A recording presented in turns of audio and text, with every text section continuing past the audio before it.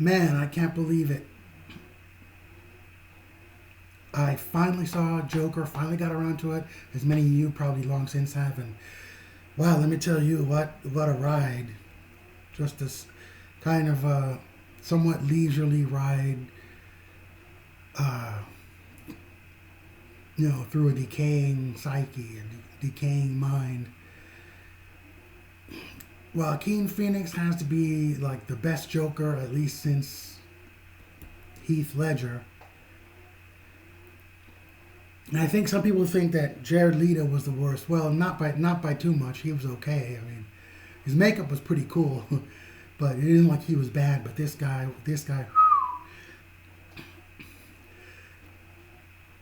uh, Joaquin Phoenix. I mean, he inhabits a lot of his roles. You know what I mean? So we have the cinematic recipe where you throw in a little bit of Taxi Driver, some King of Comedy, a little dash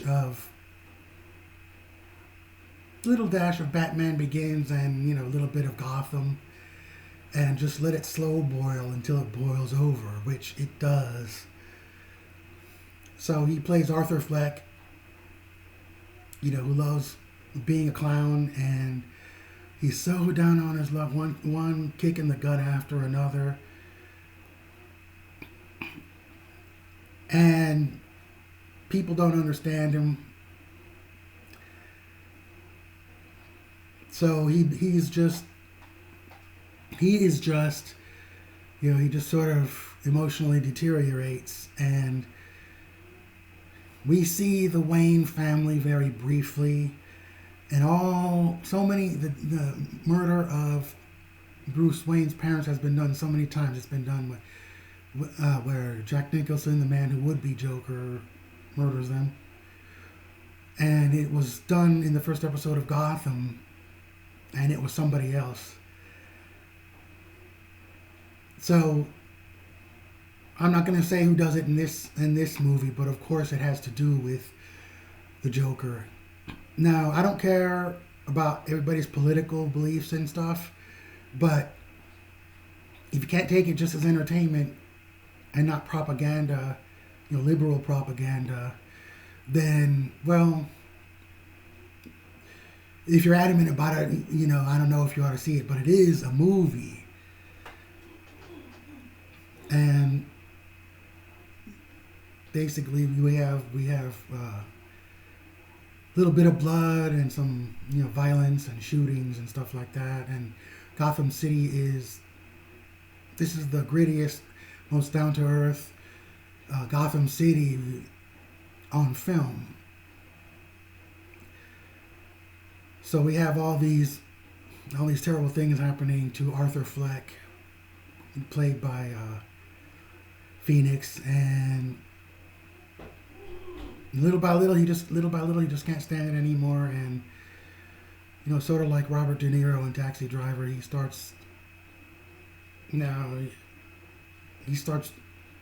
little by little going mad, and there's urban decay all over the place. And he meets a lady, and it's like, how long is she gonna like him? And the guy is just understandably so beyond depressed. And he kind of claims that there was a skeleton in Bruce Wayne's dad Thomas's closet. As Wikipedia said, this version of Bruce Wayne is less sympathetic than the usual. He makes some nice sounding campaign promises, but he kind of acts like a dick to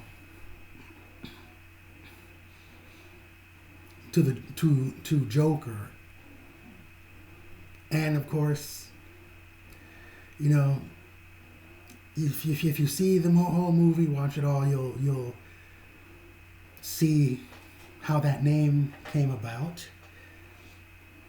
And it's just so well done with nice little touches, like when he becomes the Joker, how it is, and it's disturbing but entertaining.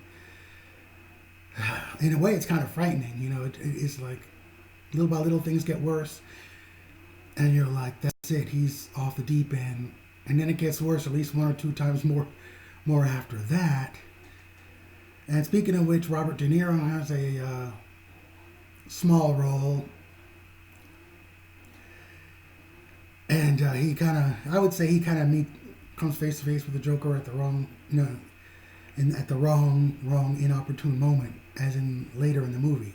So, but all I can say is, the cinematography is really great, and the acting overall is good. It was nice to see Zazie Beetz from Deadpool 2 in this role as a going from kind of sexy superhero into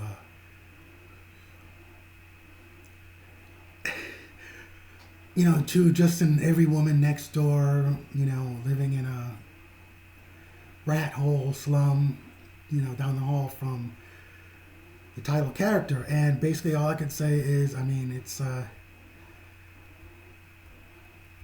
this movie is epic in its own right. It's kind of frightening. So if you don't mind watching a few depressing movies, disturbing, depressing, but entertaining, well-written movies, Joker should be all right for you. So not really much else for me to say, but this is